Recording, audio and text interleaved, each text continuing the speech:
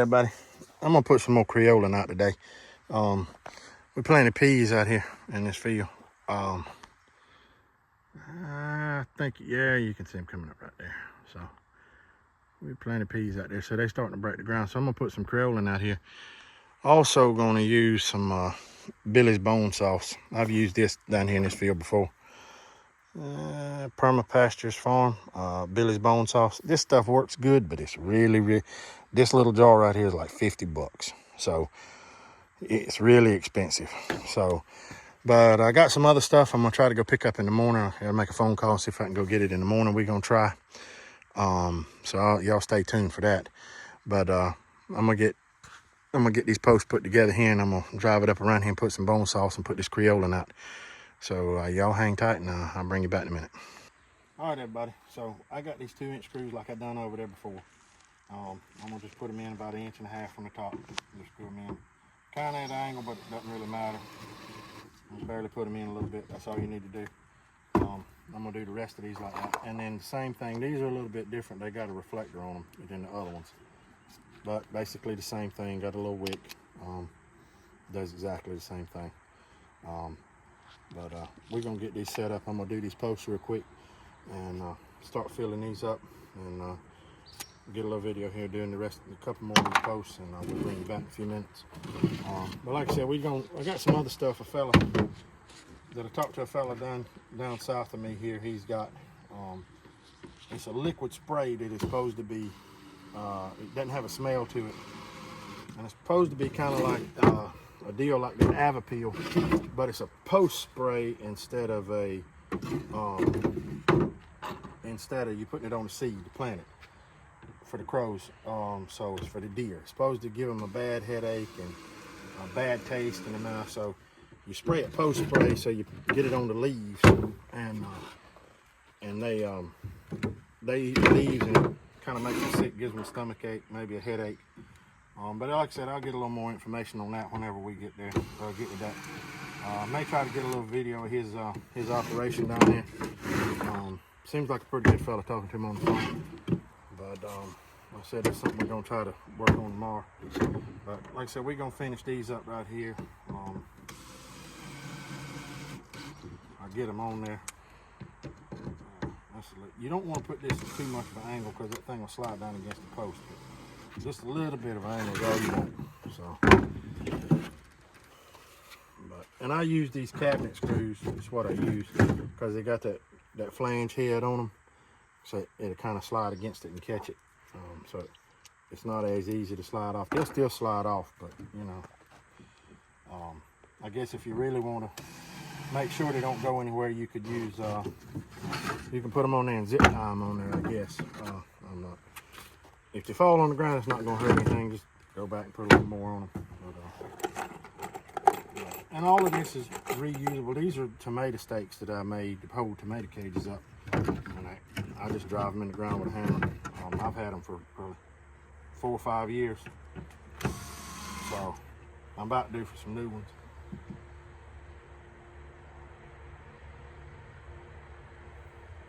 But like I said, we're just putting them together right now. All right, so me and Sydney's gonna get them in the ground, and we'll bring you back. Y'all stay tuned.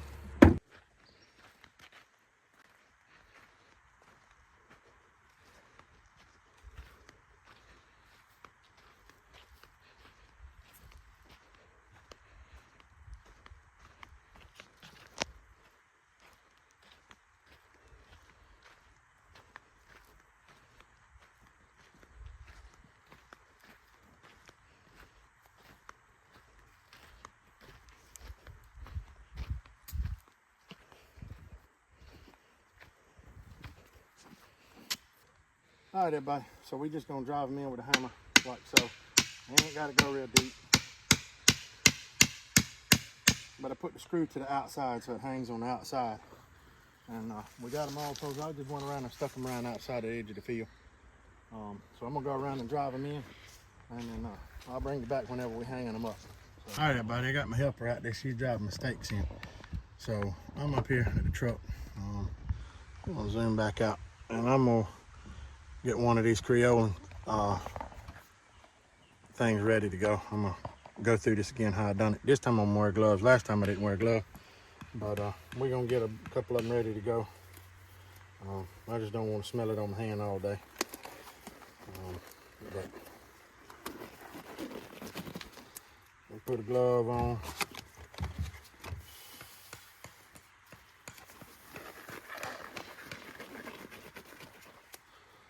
Just a regular old mechanic's glove. So, but there it is, the good old Creoling. So we got 8 of those things to do. So I don't think in there. I think there's 6 right here. Yeah, there's 6 right here. So I had to get 2 more out of another box. But yeah. Here, open them up for me. But, we're just gonna fill them up, pour a little bit in, and go from there. Well, I'll put too much in that one, so.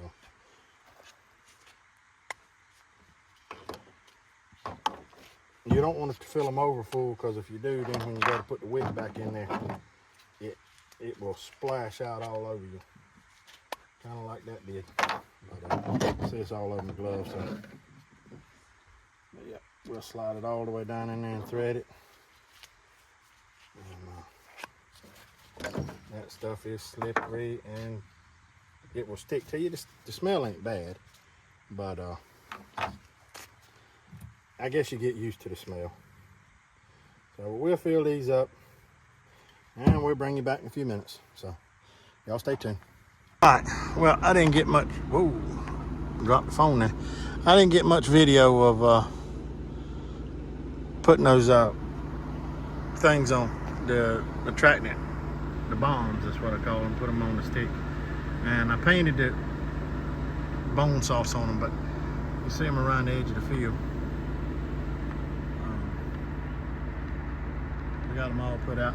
It's about 105 degrees, I think, with the heat index right now, so it's rather warm. So we kind of done it quick, fast, and in a hurry. The bone sauce, let me see if I can get a picture of bone sauce on it, how I put it on. I just rub it on with a rag. You'll hang tight. Right. The bone sauce is, you just whip, bag up. You can kind of tell right there, that dark spot on that stick. It's just painted on there. So I got the Creoling on the top, the bone sauce on the bottom. So you can see the bone sauce on this. The rag that I had with the leftover bone sauce where I rub it off, I just put a stick in that rag and run it down in the sauce. I just hang it in that tree and I'll let it, the rain will wash it away or whatever, it'll just stay there, that's extra. But you can really tell it on that stick where I painted it on. And I painted that on all of them about the same height around. But these peas out here in this field, well, they're coming on pretty good. Pink eye, these are Mississippi purple hulls. But these are the ones we planted with the cub last week. So and they're coming up pretty good. So hopefully we'll have a little mess of peas here. But we're gonna go put some more Creoling out over in the cornfield and we'll bring y'all back over there. But yeah, like I said, just wanted to show y'all this. Just what's going on right now in the hot weather. We ain't got a whole lot going on. It's too hot to ride a tractor right now. So, and I ain't really got a lot going on. So I gotta cultivate some millet here for long, but we'll bring y'all in for that. So y'all stay tuned. We'll catch y'all in a few. All right, everybody, we're over here in the cornfield. You can actually see down there where the moisture line is, where it is. But did you see the Creoling marker? When I put this thing here, well, it fell down since the last time I come over here. But when I put it here, it was, the corn was about a foot shorter than what it is, or what the stick is. So it has grown by leaps and bounds. So we're gonna see if we can get this one put in. I'm gonna move it back out of the corn. So y'all hang tight and I'll bring you back in a second. All right, everybody. I didn't get a lot of video walking around the edge of the field, but this is the last one around here. Actually, it's on the ground down there. I'll move it out to the edge so I can see it. So I sure do not want to be in here with the corn picker and run over one of them sticks and send it up through that picker. that would not be good. So that would probably be the end of that picker. So, but yep. But yeah, like I said, corn's looking good. I got some other, like I said, I got some stuff I'm gonna go try to get in the morning, and we're gonna try it out. But I'll get her to get a little video. We'll ride around the edge of the field real quick and just look at the corn again. But we're just trying to keep up with what we got going on so far. So y'all hang tight. All right, this is that hybrid 85. I plowed around the edge of the field the other day with the 100. I think y'all seen that video. Corn's coming on good. There's plenty of ears out there. It's making good ears. It's kind of small right here, but it's still catching up. Yeah, really proud of the way this corn's looking.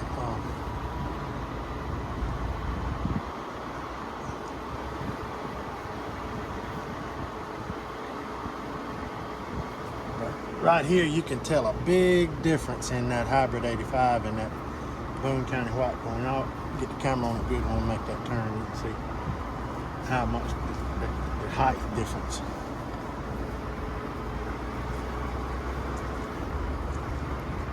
A whole lot here, you hope.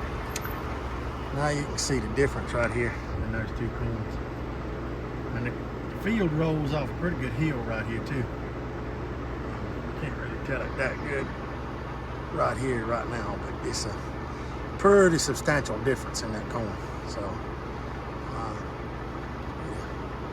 yeah. But the Boone County white corn, it's coming on. It's putting ears on good. It's looking real good. We need some rain really bad. So, but you can see how high those ears are up that stalk. Look at that one there. That ear's up there, probably 9 foot off the ground. Now there's another one. Yeah, those ears are up there pretty good. So, and that corn, man, it's amazing how tall it is. So, but yeah. But yeah, thank y'all for watching. This is gonna be the end of this one. Y'all hit that like button, subscribe, and we'll catch y'all on the next one. Thank y'all again.